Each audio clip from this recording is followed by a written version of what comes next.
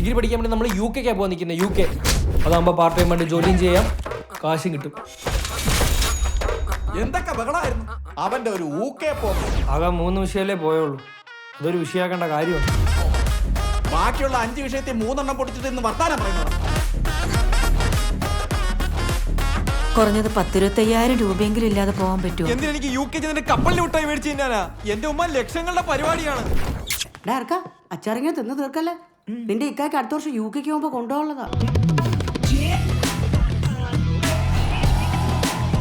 ഇപ്പൊ ഉമാരുടെ കൂടെ ആയില്ലേ, അടുത്ത പ്രാവശ്യം ഉമാര് ചോദിച്ചാ നീ ആരുടെ കൂടെ ഇരിക്കും മോനെ? എല്ലാം നിയന്ത്രിക്കാൻ ഒരു പെണ്ണില്ലാത്തതിന്റെ കുഴപ്പം.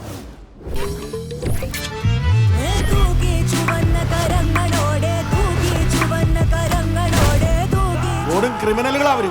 പ്രായം നോക്കാതെ പിടിച്ച് അകത്തിടണം.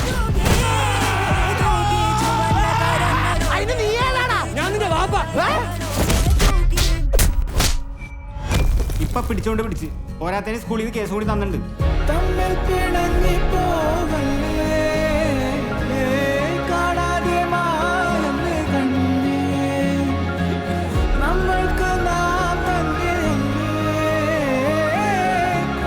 കൂടെ കൊണ്ടുവരുന്ന എവരെയും കൂടെ നശിപ്പിച്ചപ്പോ നിനക്ക് മതിയായല്ലോ.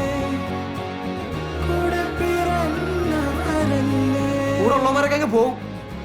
അവസാനം പുറത്തിറങ്ങാനും കലങ്ങിയിരിക്കാനൊക്കെ വേറെ ആരും കാണത്തില്ല.